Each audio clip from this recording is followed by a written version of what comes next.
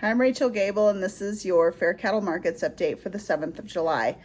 There's going to be a new rule announced by the Biden administration that is meant to protect, they're saying, animal farmers. We'll go with animal farmers.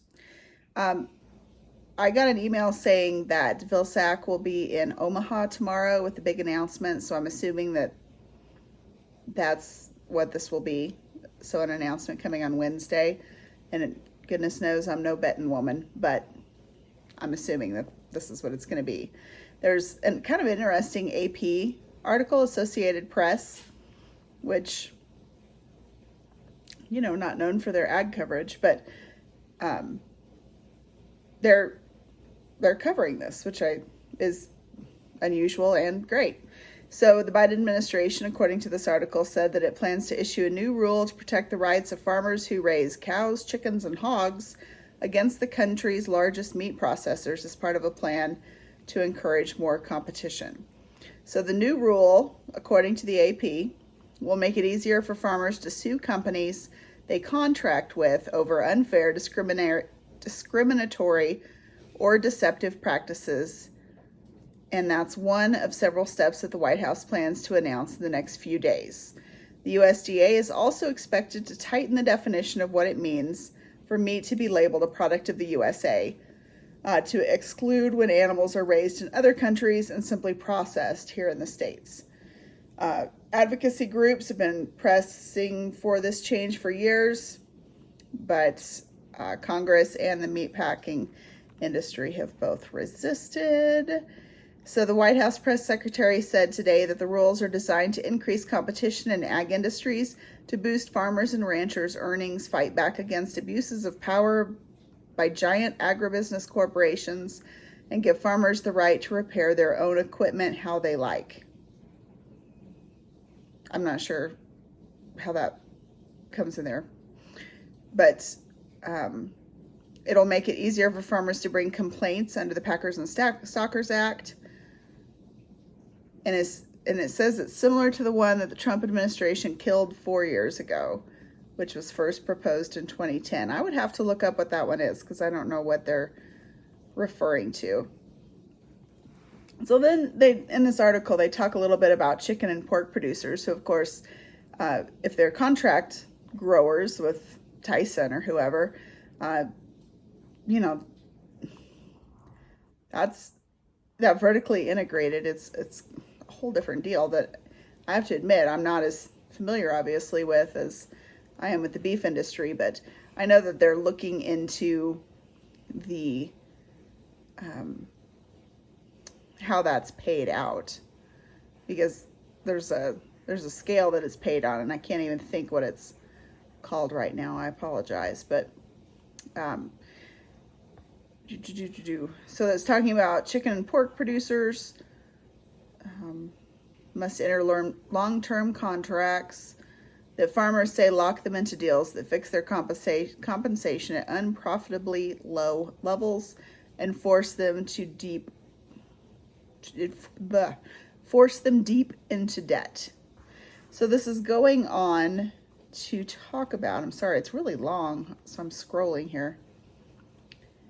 Bill Bullard, CEO of RCAF USA, is quoted in here, and he said that the change should better protect individuals in their dealings with the 4 major meat companies, which together control roughly 70% of the U.S. beef production. Bullard said it will help to reform the marketplace and balance the tremendous disparity in power between multinational meat packers and independent family-owned cattle farms and ranches.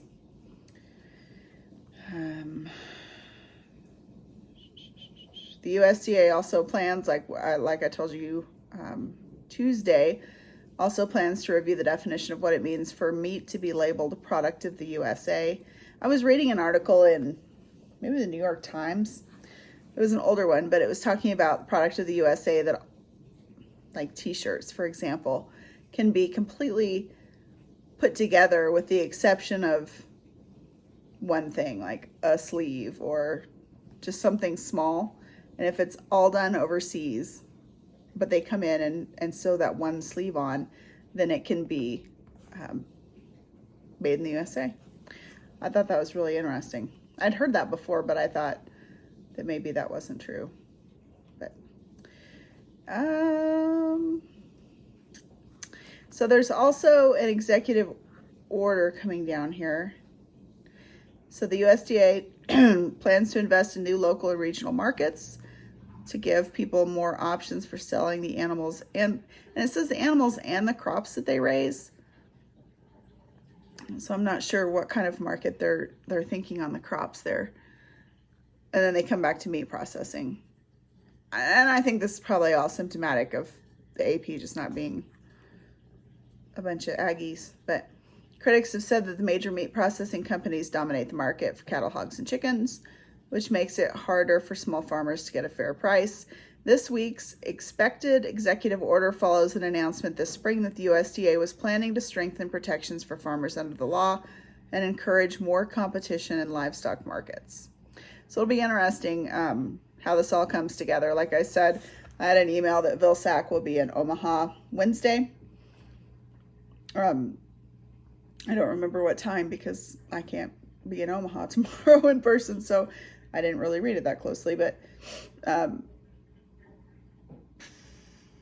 so I would expect that some of this would come from there, and I hope that Vilsack will be able to explain it a little bit more thoroughly, but who knows.